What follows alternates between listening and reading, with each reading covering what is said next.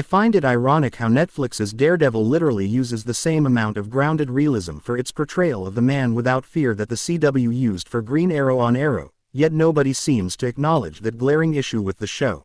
Which is really weird and honestly hypocritical. Especially if people are using Netflix's Daredevil as a crutch to criticize the shit out of Daredevil 2003. First thing I wanna say right off the bat is that the director's cut of Daredevil 2003 is the real movie. And yeah, some of the scenes with Ben Affleck's Matt Murdock may come across as cringe, but a lot of it is actually explained. A common criticism that I often hear uttered about this movie is that its portrayal of Daredevil feels like a clone of Sam Raimi's Spider-Man because its writing is quote-unquote batshit fucking ridiculous. And I can absolutely see why people would say that, considering that this isn't the only pre-MCU movie to do this sort of thing. But personally, I never had a problem with the movie choosing to portray Matt Murdock as being superhuman because Daredevil, like Spider-Man, is a man with nuanced abilities. And on top of that, him being superhuman is what helps balance out his realistic values of being a superhero. Something that Netflix's Daredevil sorely lacks, in my opinion. The show of course does have its place for being iconic and heartfelt, but one thing that's a tad overwhelming aside from the suit itself is the entire writing concept.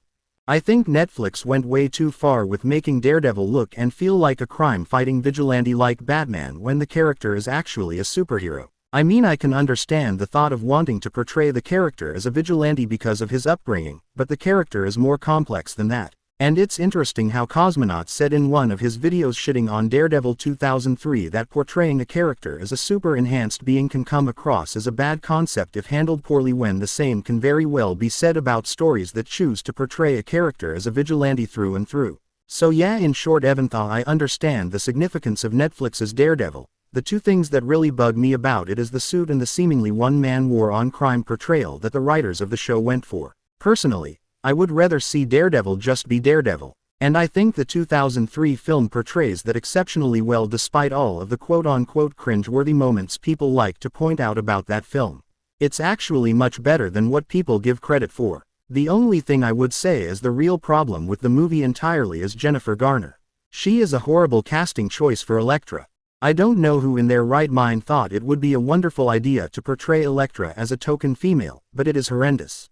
I'm in no way saying that Jennifer Garner can't play a badass character on screen, but her take on this character just comes off as being the ultimate token female. Mark Steven Johnson should have just gotten an unknown actress or someone that actually has the personality of Elektra to play her. And I'm not really a fan of Elektra, but there are some characters in fiction that you just can't portray differently on screen. And Elektra is one of those characters. I understand wanting to add some artistic value to characters in fiction, but there are times where this principle of character accuracy on screen needs to be adhered to. This principle not only applies to Daredevil, but to Elektra as well. Because this movie is one big introduction to these characters. And they squandered that with the casting of a known actor as Elektra, which is something I personally feel has become a drug in the entertainment industry at this point. And no, Ben Affleck doesn't count. The dude got screwed over twice in Hollywood with every comic book character he played on screen and yet has tried to make the best out of all of it, so the disdain does not really fall onto him in that regard. But I'll talk more about that in a later video. Anyway, Jennifer Garner's Elektra is the only thing I would say is the real problem with Daredevil 2003. That plus the wired stunt work, but that's more of a niche problem than an actual problem. And it doesn't take away much from the objective quality of the film. Basically what I'm saying is Netflix's Daredevil sucks and 2003's Daredevil rocks. What's that saying, girls rule boys drool? That philosophy applies here. I don't hate Netflix's Daredevil, I like it actually. I just think that the objective writing quality of it is too realistic for a Daredevil adaptation. Don't get me wrong, I totally get what the show was trying to do with the character. It was obviously going for a Man of Steel approach of being an enriching, compelling take on the character. And that's great. But the way they did it was just so strange and arguably more batshit fucking ridiculous than what the 2003 film did with the intellectual property. Because it at least gave the intellectual property some joy. Whenever I look at Netflix's Daredevil, I don't really get much joy from it other than utter depression.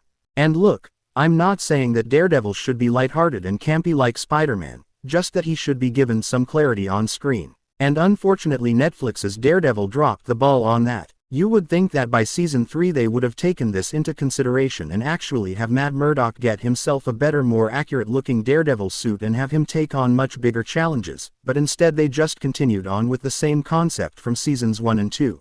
Really the only interesting thing they did in season 3 was have Murdock switch suits with Bullseye and take down Wilson Fisk. And even that wasn't handled properly, because they just had him go back to wearing the blind ninja suit in the midst of all that, which yeah, I'm sure that isn't really lame at all. The musical score is phenomenal, the cinematography of every action scene is awesome, the dialogue is top-notch, and the retelling of Daredevil's origin is fantastic.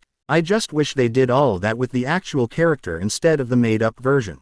Because I'll tell you straight up, this ain't Daredevil. I know I'm probably gonna somewhat get made fun of or referenced for this, but I don't fucking care. In my Marvel Cinematic Universe, Daredevil would wear a simple red suit like what was shown in the 2003 film, and my own version of Matt Murdock would actually be a redhead like how he's often depicted in the comics. Mark Steven Johnson, you could tell, really tried to make this work with his rendition of Matt Murdock, especially in that one scene that a lot of people and their daddy love to just rip and tear to shreds, where Ben Affleck's Matt Murdock interacts with Elektra in the playground. You could totally see the red streaks showing in his hair as it plays out. That is really awesome. And that's not the only scene where that kind of thing is presented. You see that in every scene where an abundance of light is being casted down onto him. So Mark Steven Johnson really did try to have his Matt Murdock look like the actual character.